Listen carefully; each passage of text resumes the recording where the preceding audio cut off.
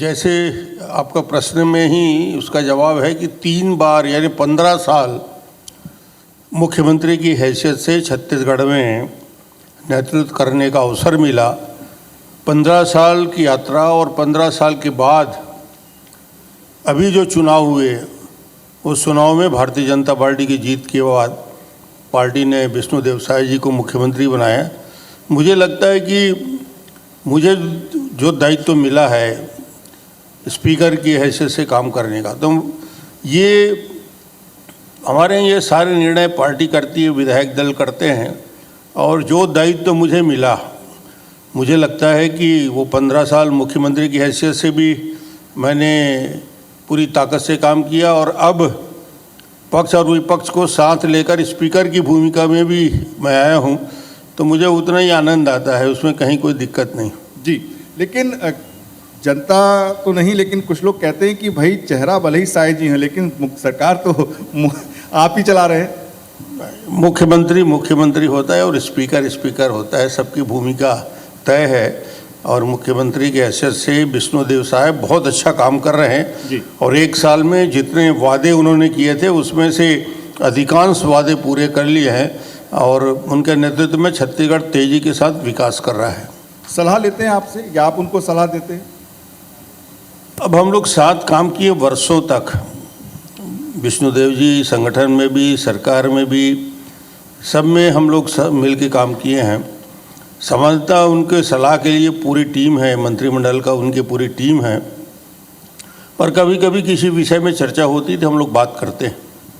जैसे कि आपने कहा कि अब आप एक निष्पक्ष भूमिका में हैं, लेकिन क्या एक जब once a politician always a politician अपन ऐसा कहते हैं, तो क्या इस तरीके से आपको कभी कभी ये चीज़ लगती है कि आप पार्टी का भी काम देखते होंगे उसके, जैसे भी आपने कहा कि अच्छा काम किया है साय साहब ने, फिर आप विधानसभा में बैठते होंगे, आपको लगता होगा कि विपक्ष भी है और आपसे अपेक्षा ये रहती है कि आप निष्पक्ष रहें, तो ये कहीं पे आपके द्वंद्व आता है मन में? नहीं, एक नई भूमिका मिली है, उसको मैं एंजॉय कर रहा हूँ बहुत अच्छे से। स्पीकर की भूमिका में मुझे आनंद आ रहा है, और दायित्व तो बदलते रहते हैं। पहले मैं जब दिल्ली गया तो अटल जी की सरकार में 5 साल मंत्री का काम मिला मुझे। जब मैं मंत्री था केंद्र में, उस समय मुझे प्रदेश छत्तीसगढ़ में संगठन की जवाबदारी दी गई, तो मैं मंत्रिमंडल से इस्तीफ़ा देके वापस छत्तीसगढ़ आया और प्रदेश अध्यक्ष की हैसियत से काम किया।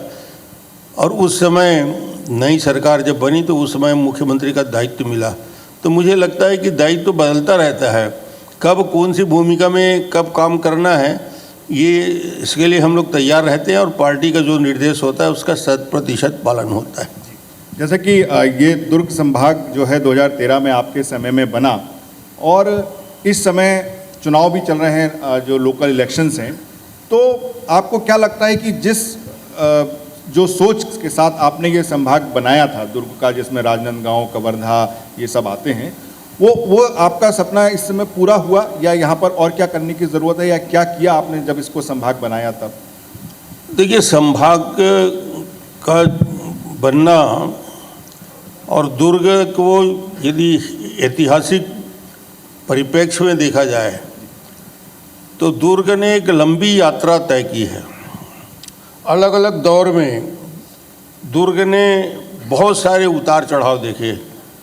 जैसे मैं कहना चाहूँगा कि प्राचीन काल से, अशोक के दौर में ये उनके अधीन था, मराठे आए, भोसले आए, और दुर्ग संभाग या दुर्ग जिला कहें तो जब छत्तीसगढ़ के निर्माण के पहले मध्य प्रदेश का हिस्सा हम थे, और मध्य प्रदेश के पहले CPN बरार के हिस्सा थे।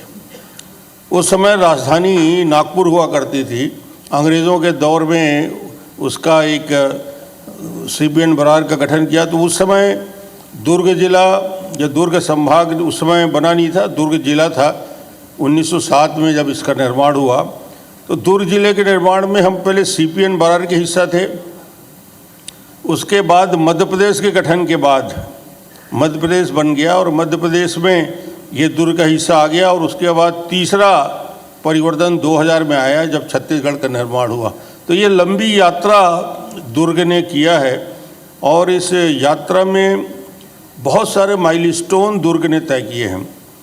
वो माइलस्टोन्स छत्तीसगढ़ के विकास के दृष्टि से मैं कहूँ या वैचारिक दृष्टि से राजनीतिक उथल पुथल का दौर था। दुर्ग संभाग राजनीतिक दृष्टि से जागरूक रहा है, नेतृत्व करता रहा है। जैसे मैं CPN बरार की बात कर रहा हूँ तो उस CPN बरार में भी आप सुनकर आश्चर्य करेंगे कि उस समय के मुख्यमंत्री यदि रविशंकर शुक्ला थे तो नेता प्रतिपक्ष दुर्ग जिले के रायपुर दुर्ग जिले के दाऊ घनश्याम सिंह गुप्ता थे।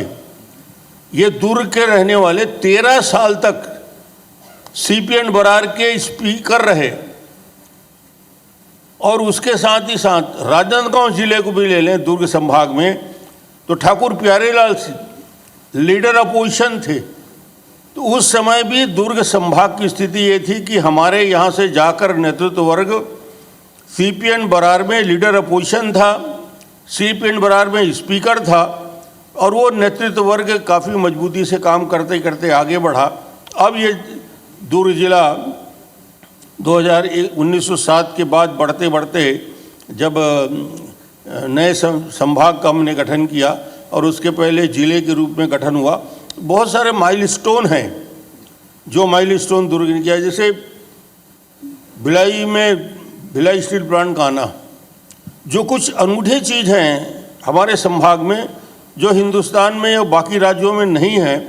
आज उसी विषय को मैं ले रहा हूँ कि जैसे भिलाई स्टील प्लांट, उसका विधिवत उद्घाटन राजेंद्र प्रसाद शुक्ला जी ने राष्ट्रपति जी ने किया था। उस दुर्ग संभाग के पूरे क्षेत्रफल में यदि अनूठी बात हम कहें तो खैरागढ़ में इंदिरा कला विश्वविद्यालय अपने आप में हिंदुस्तान का एकमात्र संगीत विश्वविद्यालय है। नागपुरा का तीर्थ छत्तीसगढ़ का एक फेमस और दुनिया में जिसकी पहचान बनी है